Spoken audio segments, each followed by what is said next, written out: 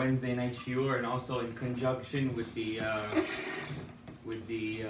Hilula of Sham, and also Nishmat Istam Batim R.Shalom. Tonight is the 16th of Shevat. Yesterday was the 15th of Shevat. It was a very powerful day. Ha'adam etz hasadeh, as we said on the chat. A man is considered a tree of the field.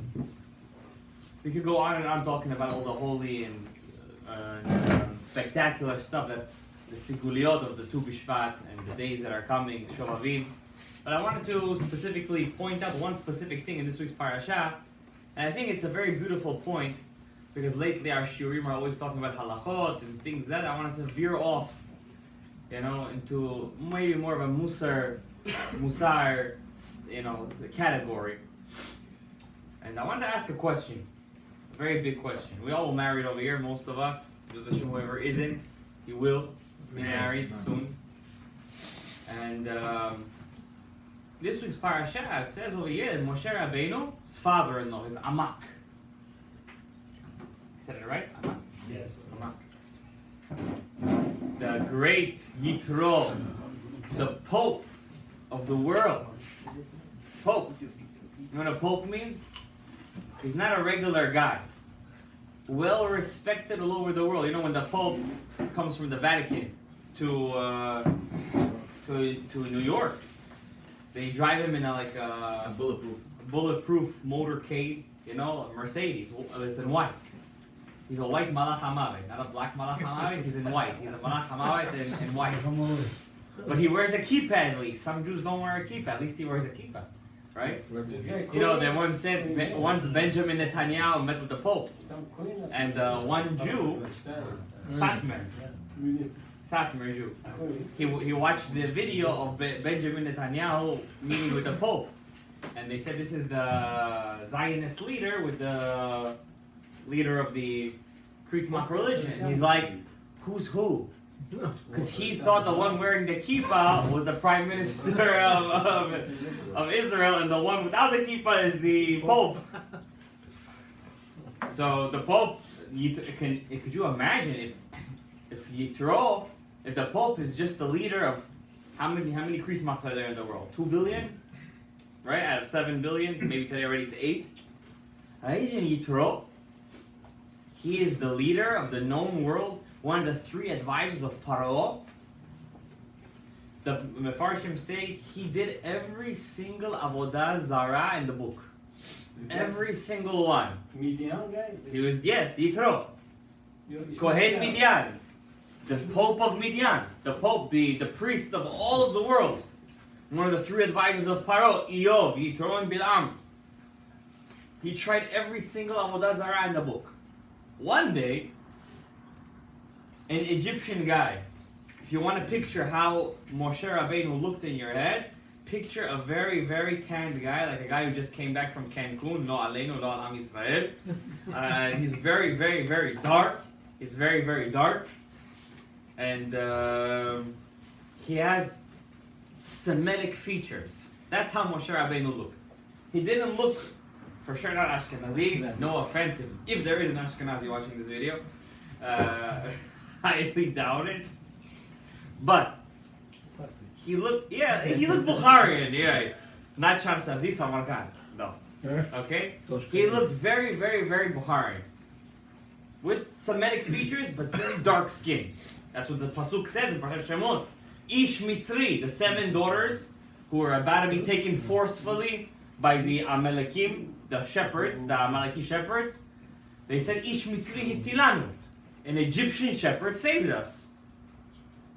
If he looked Jewish, what were they supposed to call him? Ish Ivri. What did they call him? Ish Mitzri. That means he looked like what? Mitzri. How did the Mitzrim look back then? Not dark, or black, mamash. Sons of Ham. Mitzrayim is the firstborn son of Ham. Firstborn son of Ham. Yitro takes Moshe into his house. Yitro is a nice guy. Seri Puri, he does for him. He says, how come you left him at the well? Come inside the house. I'm going to make him a table. Not just pizza and sushi. I'm going to make him... Back then there was basar v'chalab. I'm going to make him everything. He makes him, and he says to him, "You're gonna marry my daughter." What? What did he already do, Moshe? He told a couple of Shababnikims to leave the girls alone. Give you my daughter. It's pretty cool, huh? Imagine you go and you just mess up a couple of guys and say, "I'm gonna take your daughter." And he's a very respected guy. Today they look at your bank account. There's not at least 5 zeros over there. You're not in the running, unless you have zchut avot. Then you don't need any zeros. They say by the Persians over there, you have to bring your bank statement to the shidduch. Yeah, you have to bring your bank statement with you. Baruch Hashem, Bukharians haven't got there yet, but I hope we will never get there. Yitro gives TZIPORA to Moshe. Moshe lives with Yitro for how many years according to the Pshat? According to Pshat, 40 years. He loves Yitro so much. I mean, at the end of the day, he gave him a house to live in. He was a refugee. He gave him his daughter as a wife. She was a beautiful woman. The Pasuk says she was called Isha Kushit. What is Isha Kushit? In the literal words, a black woman. But Rashi says, back then, what they used to say, against Ayin Hara. Let's say you were very beautiful, they used to call you Kushit. Why? Against Ayin Hara. She was so beautiful, the people used to call her Isha Kushit. She was gorgeous. Moshe Rabbeinu marries her, brings from her 2 sons, Gershom and Eliezer. Moshe, who knew the Torah, who learned Torah with his father Amram, who was breastfed from his mother Yocheved, who knew who his sister and his brother was. How do we know he knew who his brother was? You could tell me, Shalom, where does it say in the book, in the Torah, that Moshe knew that Aharon was his brother? He says, I have a brother, older brother. He says, the Pasuk, Hashem says to Moshe in the burning bush, your brother is going to go and meet you. Which brother? I didn't know you had a brother if he was a prince of Egypt. How prince of Egypt? The movies are making you crazy. He was grown up in Amram's house, but as the stepson of Bitya. Why does the Torah call him the son of Bitya? Because who called him his name Moshe? She called him Moshe. By the way, a fun fact, why did she call him Moshe? There is a special name of the 72 names of God that Moshe opened the sea with. It's called Mahash. Mahash. Mem, He, Shin. If you're ever in a ship and the ship cracks and you want to stay on top of the water and not drown, think of the name Mem, He, Shin. If you rearrange the letters, what do you get? Moshe. So when she saw him, what did she call him? Moshe. Because what was he doing? A baby on the Nile River. He was floating on the water. But he wasn't really the daughter of Batya. He was the daughter of Yocheved. He was the son of Yocheved. What does this Moshe Rabbeinu do? He's not Moshe Rabbeinu yet. He takes his firstborn son, Pidyon Ben. There was no Leviim and stuff back then. He takes his firstborn, Gershom, and he gives him to Avodah Zarah. He promised, though. He didn't give him. He gave him. He gave him to Avodah Zarah.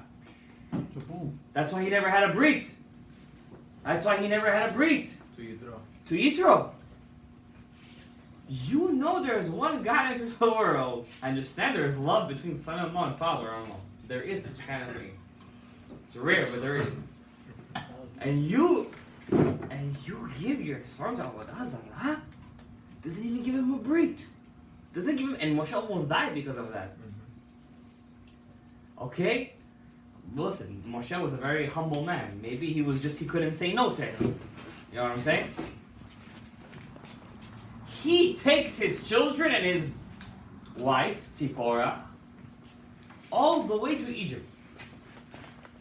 On the boundary of Egypt, Aharon comes out to meet him. He tells him, Moshe, are you crazy? Are you crazy? We have 6 million Jews in Egypt, slaves. And you want to bring another 3 slaves? Send them back. Send them back. What does Moshe do? He hasn't seen his brother in how many years? 40 years he hasn't seen his brother. You know what it is not to see a person in 40 years? Not only do you have to see the bracha of Mechayem Metim, they have to make a special bracha for this. He hasn't seen his brother for 40 years. He sends them back. What does he do? He divorces her. Why? He's a ben Noach. A goy who's married to a goya. To marry her, what does he do? Very simple. He meets her in a club. He takes her home. According to halakha, he's married to her. He wants to get rid of her. What does he do? Goodbye. Let's see that again. Shalom aleichem, aleichem shalom. That's it. What is he? So when Moshe sent TZIPORA, what did he basically do? He gave her a gift. I know he loved your father-in-law. I guess he loved Aharon much more. But Moshe Rabbeinu knew psychology. You know psychology? Wait a second. You know what psychology means? You see, a woman, the way she thinks is very fickle. What she sees is what she knows. One day if you wake up in the morning with a smile, the whole day for her is going to be, it could be thunderstorm outside, for her it's going to be dandy. If you're going to wake up in the morning with a sour face, even though you really feel good, you're just not a morning guy, the whole day for her is going to be what? Gehenna. She's going to bother. Something inside of her just doesn't make sense. Women are not theoretical beings. They're ma'aseh. You know what ma'aseh is? Halakha le ma'aseh. What's the maskana? Men are theoretical. What does theoretical mean? They open up a page of Gemara and they learn a masechet that deals with Beit HaMikdash. If a woman would open up this masechet, you know what she would say? Why do we even have to have this book in the Gemara? It doesn't have to do anything with us today. Put it on the side, put it in Geniza. That's what they would say. Men are not like that. The more theoretical, the better. That's how Hashem created us. Moshe Rabbeinu knew that Aharon was right. If he's going to take his wife and his kids and bring them to Egypt, and every single day, what are they going to see? What are they going to see? Slavery. What is that going to turn them into? Slaves. What is that going to turn his kids into? Forget about Ovdei Avodah Zarah. Their free will is gone.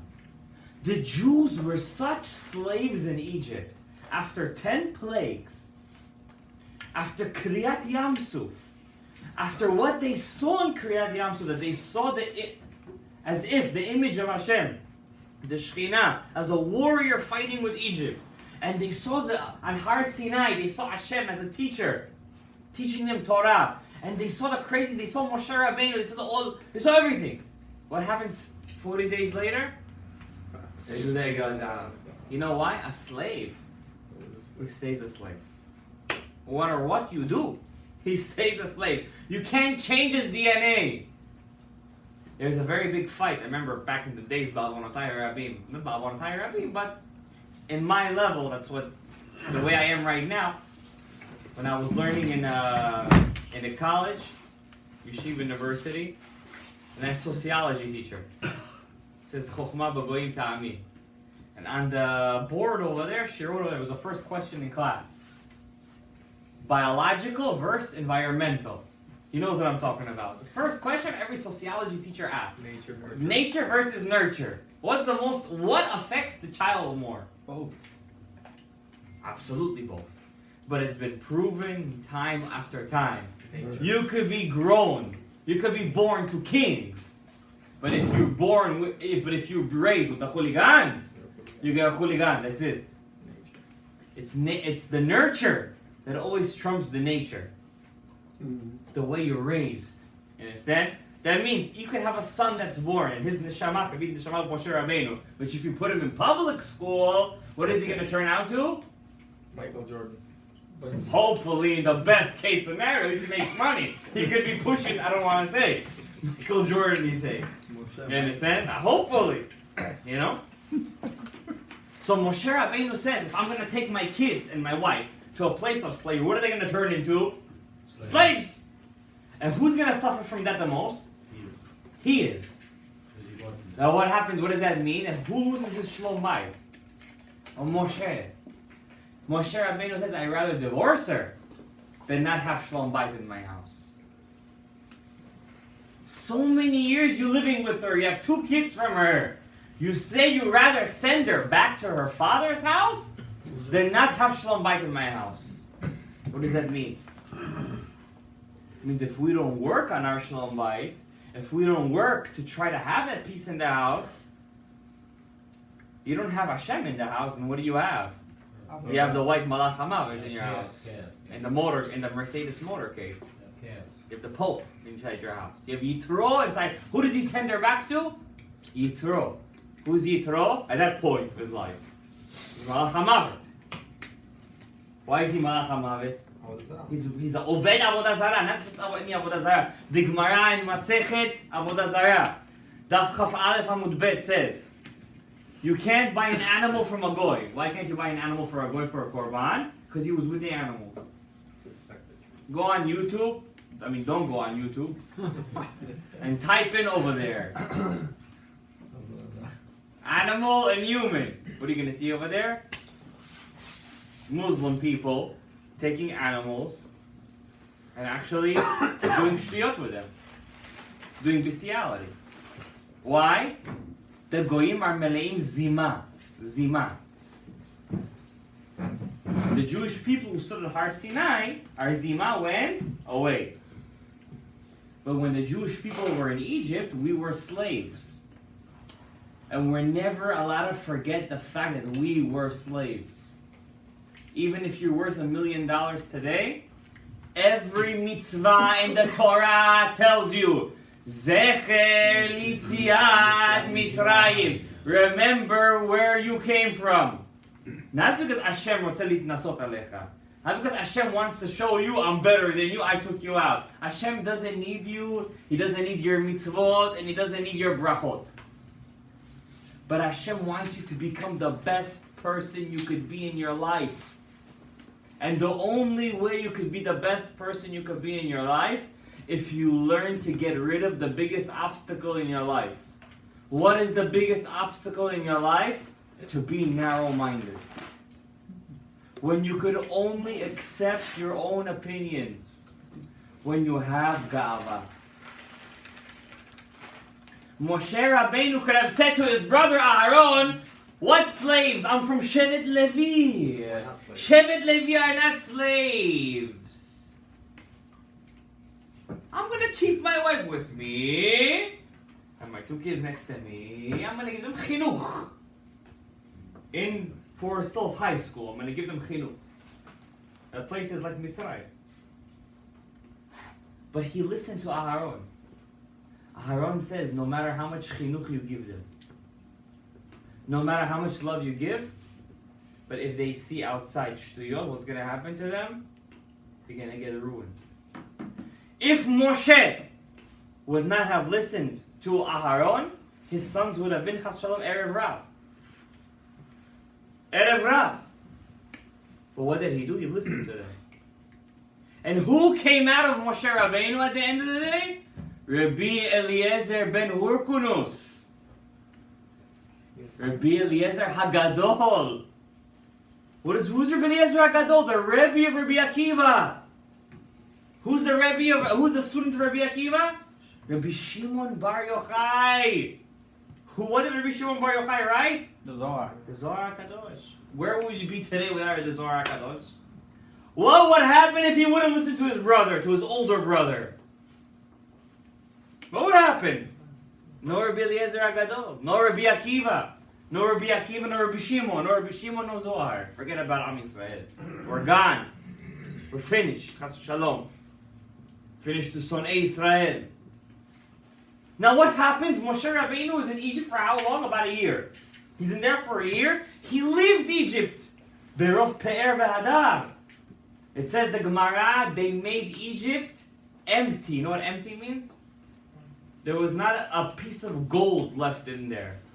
No silver, no copper, nothing. The Jews, if you tell a Jew take something for free, what does he do? From the roots. He already knows what for free means. From Mitzrayim, you know. From the roots. He takes it from the roots. He doesn't take it from the roots, he takes the seeds, and he goes back in time and takes the seeds. I work For free? Give me double. Give me 10. Give me 10, you're saying. The Jews made Egypt empty. They vacuumed, they made it into a black hole. Moshe Rabbeinu, could you imagine the moment Moshe left Egypt? The second he took a step foot out of Egypt? Imagine him with his stick over there. All dark skinned looking like a Ish Mitzri, sending the Jews into the desert. And then Kriyat Yamsuf happens. The man opens an ocean. A sea, I'm sorry. The Sea of Reeds. He opens an ocean. Not like the movie of Ridley Scott where there was a volcano and suddenly erupted and No!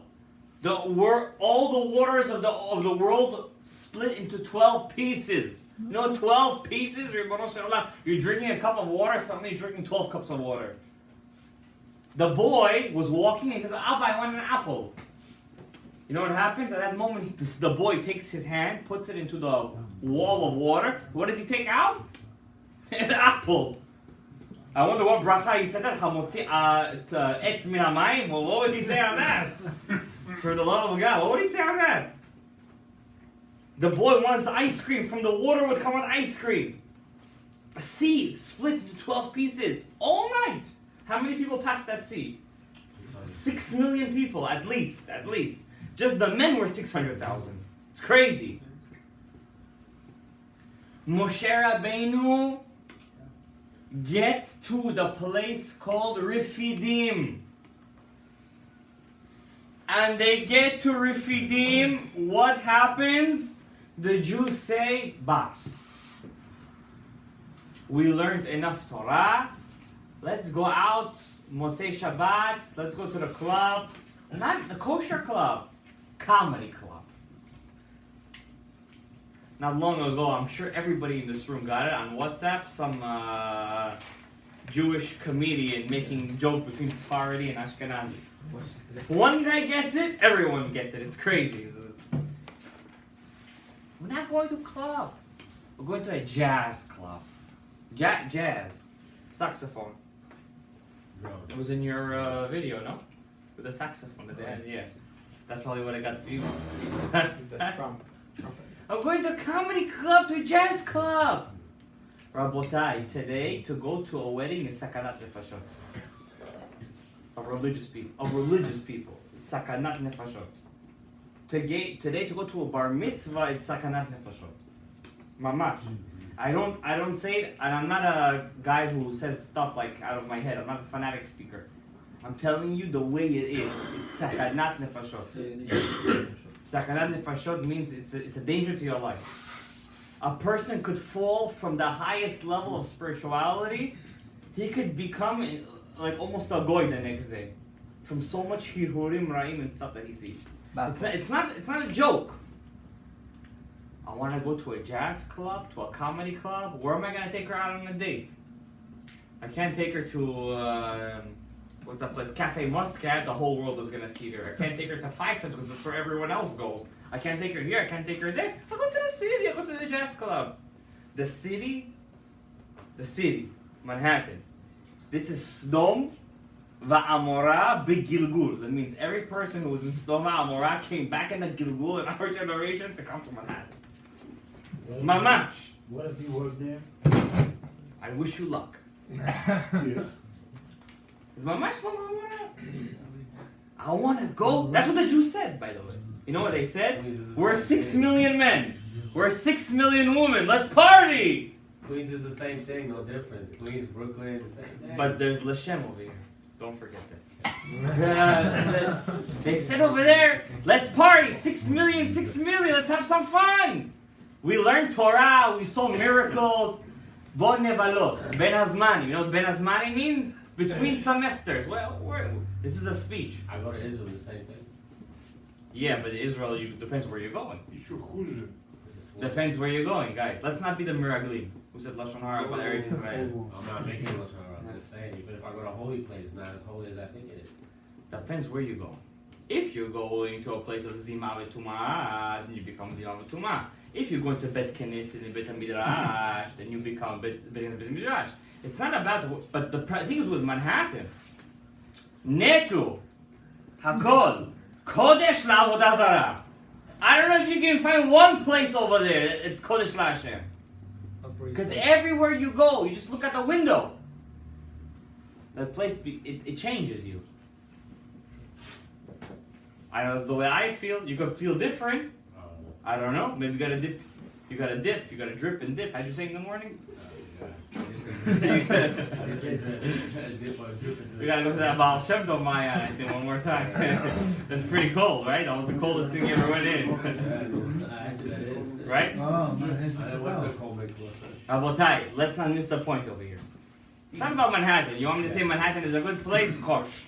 It's a great place. Let's all move over there. Chas v'shalom, erase that from the video. Okay? But the Jewish people wanted to enjoy themselves. It's not a lie. Rashi says it, Rifidim rafu yedei min Torah. If you're not learning Torah, you're 12 million people in the middle of the desert. What are you going to do? You're going to music, you're going to play, you're going to have fun. Right or no? Right. Who comes right away to visit them? Yeah, you there. Amalek comes to visit them. Amalek. The last, oh yeah, you see parasha. In the last week's parasha, Amalek. You don't want to learn Torah? Come, Amalek. That's what happened in Germany. Am I right or no? Who comes? The biggest Amalek, a big H on his forehead. I am Amalek. It's a Masachet Yoma. Germania. It's Amalek. It's all Amalek over there. Amalek comes, a small nation. It's a small nation full of mamzerim. The Torah said, Vayishlach Esav was with the wife of the king of the Chori. They had a daughter, and that daughter was with his son, and that son had a child. That was Amalek. Basically, a big mushkababel over there. It's like going to the redneck village in the Texas and stuff. I don't even want to get in over there. Amalek, it's like Mamzer, Ben Mamzer, Ben Mamzer. It's like, I don't even want to get in over there.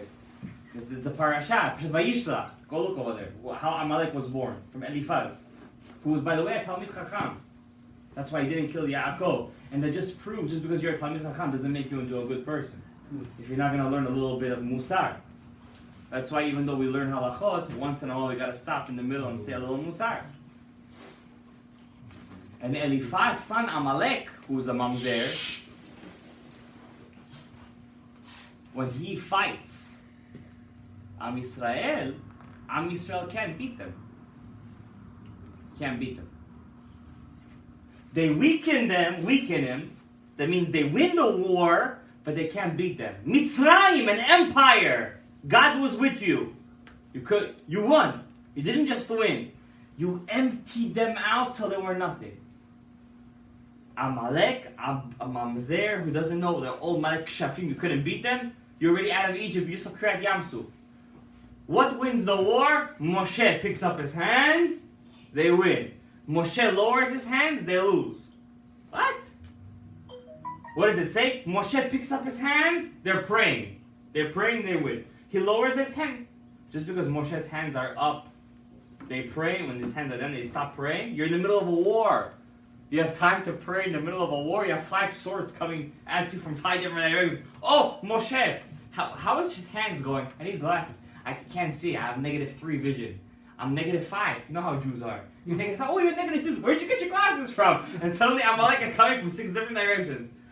I can't. You're in the middle of a war looking at Moshe's hands. At that point in Jewish history, they stopped believing in Hashem.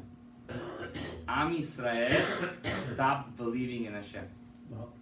They started believing only in who? Moshe. That was the beginning of their mistake. That's what made them do the Egel HaZahav. Rule number 2. I understand. When in doubt, A tzaddik can only work if he's connected to Hashem. If you forget what the plug is connected into, the electricity source, then you lose everything. You lose everything. That's the same thing in life, Rabotai. Same thing in life. You could go to the city and work. You could go to the village. You could go to Aviyah Tumah. If you know that you're connected to the power source, nothing can touch you. Nothing. If I go in there knowing that I'm a Jew and I'm willing to go on Kiddush Hashem, even if the most beautiful Samech Mem is coming out of heaven and saying, Alai, it's on me. This one is on me. You're not going to do it. You're not going to do it. You could be in the Avira of the Tumah, you're not going to do any Avera. Pinchas, when he killed Zimri for being with Goya, he went into Machane Shimon. You know what Machane Shimon is? The Shimon, that was the hardest, that was like all the muscle guys, you know, all the bodybuilders that came from Machane Shimon. He walked inside there, and they said, "What are you here for?" He said, "I'm here to join your Nasi. I also want to be." And it was crazy. Why? He's holding a spear in his hands. You don't go to I don't want to say with a spear in your hands. You go with a spear between your legs, right? And what do? They part for him. They let him go. Zohar says first miracle. When you're going with emunah, anything you say goes. Hashem is going to make your gzerot work. Moshe Rabbeinu beats Amalek with his hands. Rabotai, his hand. He doesn't even say a word. He picks up his hands, he wins, they win. He lowers the hands, they lose. You would think that a tzaddik like this would be married. What does the rabbi always say? Get married, have kids, blah, blah, blah. The next pasuk in the next week's parasha, Yitro brings Moshe Rabbeinu's wife back with his kids after he divorced her, after he let her go. So you're telling me Moshe Rabbeinu did all of this half a man? And then Moshe Rabbeinu receives the Torah, and when he receives the Torah, he tells Hashem. What does he tell him? I'm not going to be with my wife anymore. God doesn't say anything. This time he got rid of her, for sure. Why? Why does he get rid of her? Isn't she a tzaddikim? Isn't she the daughter? Didn't she convert? Didn't her sons convert? She saved Moshe Rabbeinu's life. She gave her son a brit milah. She was the first woman to give a child a brit milah. From here we learn women could be moels. So therefore next time you see a moel, don't think he's a god coming from heaven. Anybody could be a moel. Just like anybody could be a shochet. Even a monkey, if you hold his hands, could be a shochet. It's a halacha meforish. What's a real thing to admire? Talmid Chacham. Millions of halachot. Rabotai. How does Moshe Rabbeinu send his wife a second time? After what? You just got remarried. Jonah. When your father-in-law is there. When he's gone, what do? Salami alaikum. See you later, Joe. See it. And the craziest thing, the Gemara in Masechet Shabbat says, God said, good job. Wait, I lost you. You lost me right there, huh? Moshe Rabbeinu divorces his wife. First time. Sends it back. Sends her. She comes back to him. From Egypt back to... No, from Midian, from Saudi Arabia. No. They came together, Yes. He sends it back. He sends her back. Then she comes back with her father. Yes. Then he sends it back again. Then he sends her back. After the Torah. That's it. Final. So he got married, he says, go and I'll meet you whenever I meet you. Yeah. He listened to his brother. His brother said, listen, you want Shalom Bait or you want Zhang and Zhangzhou? He said, I want Shalom Bait. So say to your wife, till we leave. What happens? They leave. She comes back. He gets the Torah. You would think that now he's a super Rosh Yeshiva with a big frock. How do you tell a person's a Rosh Yeshiva? Today you can't tell anymore. From this, back in the day you could tell. If he wears a long coat. If he wears a long coat, black coat, he's a Rosh Yeshiva. If he wears a short coat, it's a regular guy. Regular Talmid Chacham. Today even regular guys wear long coats. So you would think Moshe Rabbeinu becomes the Rosh Yeshiva of Am Yisrael. He's wearing a long black coat now with a nice top hat. He's right now... He should have been having Shalom Bait. Should have been married. He should have... Forget about Shalom. He should have been married. I didn't want a distraction. Hey, that's an easy way out. It's a distraction. He needed that. But why would it be a distraction? He should have been... he's the most humble man in the world. I mean, he comes home. Honey, I'm going to be home in 20 minutes. You come back home, an hour and 20 minutes, your breath smells like alcohol. You're with your buddies. Oh, you alcoholic, son of an alcoholic. You did this, you did that. You don't help me ever. You don't do this to me ever. You don't blah, blah, blah, blah, blah. No distraction. What do? What happens to you? You suddenly get... After the first 20 minutes, you're okay. But she starts talking to herself. You're like, what, did I marry a mental woman? She's talking to herself, cursing you and your grandparents and your great-grandparents. Yo, they're dead already. You can't go after the dead. You can go after the living. You can't go after the dead. What's going on over here? And you start getting pissed. Moshe Rabbeinu is not like that. He's the most humble guy in the world. He doesn't get pissed. You can go after Adam Harishon for all he cares. It's a distraction. Distraction? Why is it a distraction? It's a distraction. He's a tzaddik, Yesod Olam. He should be an example for Am Yisrael. He should be an example for them. You know what they would say? He's divorced. And we also want to get divorced. We're Nevi'im too. That's exactly what his brother said. That's exactly what his sister said. Miriam in the parasha, before your parasha, Bahalotcha, what does it say over there? Miriam and Aaron say, what? Oh, God only spoke to Moshe. Gam banu diber Hashem. Also, to us God spoke. What happened? Moshe thinks he's some hotshot ish mitzri. He looks exotic. What? He's a little darker than everyone else? With blue eyes? What's going on over here? He has blue eyes. Doesn't mean he's special, I'm saying. What happens? Miriam gets sarat. Aharon gets saved by like a technicality. He's Kohen Gadol. It's technicality. It's technical. But what does the Torah say right there? Moshe Rabbeinu is the most humble guy on the face of the earth. Don't you ever think he let his wife go a second time because he thought he wouldn't be able to give in to her. There's no such kind of thing. Moshe, his wife could put him down for hours. He wouldn't say a word. You know what he would say to her? You're right. Anything you're saying is because God is telling you, you know what? Nobody knows a man better than his wife. You could be the biggest tzaddik outside. If you come home and your wife tells you you're a Rasha, I promise you, in Hashem's eye, if you want to know what Hashem is thinking about you, it's exactly what she said. You're a Rasha. You could be a Rosh Yeshiva of hundreds, of thousands. I once met a Rosh Yeshiva of 20,000 people, close to Rabbi Akiva in Argentina or Mexico, something like that. I was like 10 years old. But if he comes home, that rabbi, and his wife tells him, Ata klum, he's klum. Because nobody knows a person better than his wife. But by Moshe Rabbeinu, it was different. You see, Moshe Rabbeinu always speaks to Hashem. And Moshe loves his wife so much because he loves her so much.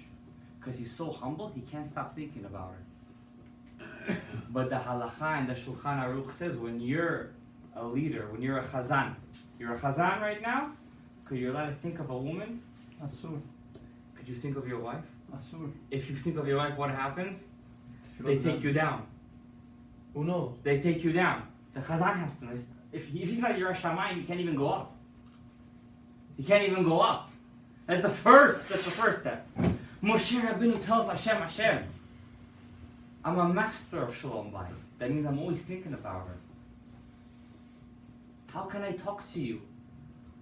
Hashem said, you're right. You know what you have to do. Like he said, But the rest it's not really a distraction. For him, it's not a distraction. For everyone else, it's a distraction. But everyone else has to take a lesson from Moshe and understand. How do you gotta think of your wife? You gotta go to that level. You have to be to that level. That every second of your day is what? Go to that level, dude. Thinking about it. That means if you're 20 minutes late home, and you know she's gonna throw a fit, you have to know what to say. If you don't know what to say, there is a chisaron. There is a minus. There's a minus. On your part. On your part. Because you don't know what the Yeah. response. And but she also has to know. You're right, but don't forget. The Gemara says 3 things are the same: a satan, a baby, and a woman. They can't control themselves. What do you want from their lives? What can you do? What do you do about that? What do you do? The Torah gives you advice. And we're going to end with this. Torah gives us advice. It says, Vayichan Yisrael neged Ahab. Vayisu Yisrael mirifidim. Vayichan Yisrael neged Ahab. Torah says they left Refidim, they come to the mountain. You want to have Torah, you want to have Shalom Bayit. You need 3 steps. That's it. And once you have these 3 steps, you have everything. Why? Torah, it's not in a male. We don't say it in a male language. What do we say it? In a feminine. Rav Chaim Shmulevitz in Sichot Musar says you want Torah, you just need 3 things. First step, if you want Torah, you need to be humble. That means if you're wrong, you have to know how to admit you're wrong. That's the first step. Second step, you have to know not to hate a person who's against you in Torah. If this rabbi says the halakha on date jam is ha'etz, and you say, no, it's shakol. I hold like the Rosh. No, he holds like the Rambam. I hate him for that. You can't get Torah. You're going to forget everything you learn. Eventually, you'll forget it. To have Torah, you have to know how to love, to come to that person and give him a hug. Even though he's against you, but a real hug, not a fake one. And the third step, you have to get rid of one thing. That's the common denominator, ga'ava. And ga'ava leads to ka'as, to anger. If you don't have an ego, then you don't get angry. If you have an ego, then you get angry. Anger is the child of ego. Rav Chaim Shmulevitz says, you want to have Shalom Bayit, you need the same 3 things. You have to understand that you and her are the same person. You have to understand every time you get angry at home, At yourself. you're getting angry at yourself, and it's only because you have ego. Too much pride. And you got to get rid of ego. And number 3, you have to understand that you can't be narrow-minded in life. You have to learn to accept everybody else's differences. If you have anger, you can't accept a person's differences. If you can't accept their differences, you can't be a leader. If you can't be a leader, then you can't be a father. If you can't be a father, then why did you get married? You can't take an example from Moshe. Moshe was the Chazan of Am Yisrael. He had no choice. Hashem told him, Yishar Koach. You're not Moshe. You are you. Rav Zusha Me'anipoli, who we went to his grave in Ukraine. Rav Zusha says, when I die after 120 years, they're not going to ask me, how come I wasn't Moshe? They're going to ask me, how come I wasn't Rav Zusha? And what does it say on his grave over there? Only special people have the zchut to come and visit him. Only special people come to visit him. That means people who work on themselves. I understand, I'm not going to be Moshe. Perkei Avot says, my Rebbe once told me, Dad mekomcha, know your place. Perkei Avot. Once you know what your Ye'ud is, what my potential is, you're never going to feel bad. You're not going to have Ye'ush. Even if you fall 100 times a day, 100 times, you're going to get up 100 times. I sinned. I did Zer Levatala 5 minutes ago. 5 minutes ago you did it, now you're a new person. Get up, do Avodat Hashem, you got to pray Mincha now. How am I going to pray Mincha? I just went to the bathroom and looked at the dirtiest things on my phone. What do you mean? That was then, and this is now. I fought with her 5 minutes ago, now I'm a new person with her. No, I fought with her, I have to fight with her until next Shabbat. Until she cooks me the food and I have to give her a nice... I need an excuse to say, talk to her, right? When she brings me the nice R.Shalom, I'm going to say, it smells delicious. Fight with your wife for 7 days? For what? Because you didn't change the child's pampers before he went to sleep. That's the reason to fight? It's only a person with ga'ava says that. May Hashem give us the zchut to overcome our ga'ava, to overcome our ka'as, to have the zchut to be lev echad ki ish echad v'yichan Yisrael neged ahar. Send רפואה שלמה מיכאל בן אסתר, וכל אלו שצריכים רפואה שלמה, דניאל בן אליהו בעזרת השם, כל מי שצריך זיווג, אביחי בן לאה, העודה לעילוי נשמת, ניסים בן שמריה, אני סתם בת עם השלום, וכן יהי רצון ונאמר, אמן. רבי חנן בן הקשה אומר, תמותו זה חודש, ואמר לך, תגיד, תורה ויהיה אדיר על ישראל.